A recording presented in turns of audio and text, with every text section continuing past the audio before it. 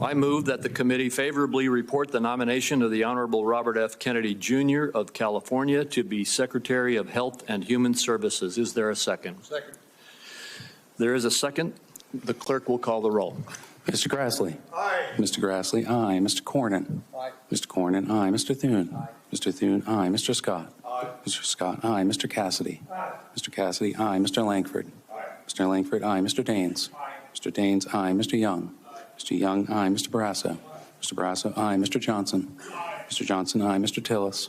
Mr. Tillis, aye. Mrs. Blackburn. Mrs. Blackburn, aye. Mr. Marshall. Mr. Marshall, aye. Mr. Wyden. No. Mr. Wyden, no. Ms. Cantwell. No. Ms. Cantwell, no. Mr. Bennett. Mr. Bennett, no. Mr. Warner. Mr. Warner, no. Mr. Whitehouse. Mr. Whitehouse, no. Ms. Hassan. Ms. Hassan, no. Ms. Cortez Masto. Ms. Cortez Masto, no. Ms. Warren. No. Ms. Warren, no. Mr. Sanders. No. Mr. Sanders, no. Ms. Smith. No. Ms. Smith, no. Mr. Lujan. No. Mr. Lujan, no. Mr. Warnock. No. Mr. Warnock, no. Mr. Welch. No.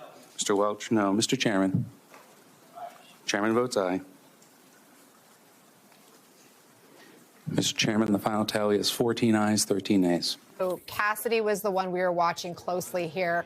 Ryan, it seemed uncertain how he would vote. He voted yes. Do we have any background on his thinking? Yeah, so right before the committee vote, he tweeted out a statement on the X platform where he said that he had, quote, a very intense conversation with Bobby and the White House over the weekend. And even this morning, he said, I want to thank VP JD, that's JD Vance, specifically for his honest counsel with the serious commitments I've received from the administration and the opportunity to make progress on the issues we agree on, like healthy foods and a pro-American agenda.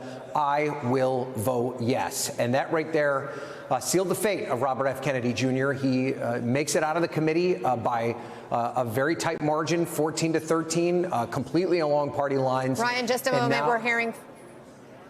Yep. We're seeing Cassidy speaking.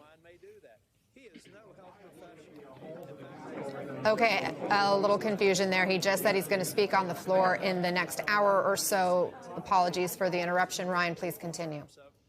No worries. And so, you know, Anna, for all intents and purposes, this means that Robert F. Kennedy Jr. will be the next Health and Human Services Secretary. He will still need a full vote on the floor of the House of Representatives, or I'm sorry, on the full floor of the Senate. And there is the possibility that there could be 4 Republican senators who are still not favorable of his nomination, but that seems very unlikely. You could see perhaps Senator Mitch McConnell of Kentucky, who's been very vocal about his concerns about Kennedy's stance on vaccines, particularly the polio vaccine, McConnell being a polio survivor himself, voting no. But the fact that Cassidy was a yes vote and not only a yes vote, but kind of an affirmative yes vote where he said he feels comfortable and that his concerns were quelled by these conversations with the White House and the Vice President and Kennedy himself, it seems very unlikely that the nomination will be tripped up at any point. And once again, Anna, this is an example of the White House and the Trump administration, the president himself asserting his will, his political will over his Republican colleagues in Congress. He has made it very clear since winning re-election to a second term that he wanted the cabinet picks that he picked in those positions and that he did not want any opposition from the Senate, particularly because the Republicans control the Senate. And so this is the manifestation of that.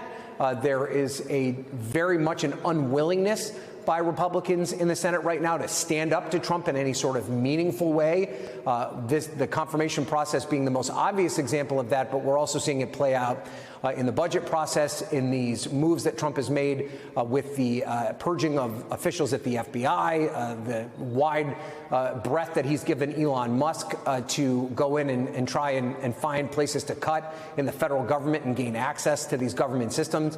We're just not seeing any pushback from Republicans in the Senate, and that's how that played out today in this committee vote, Anna.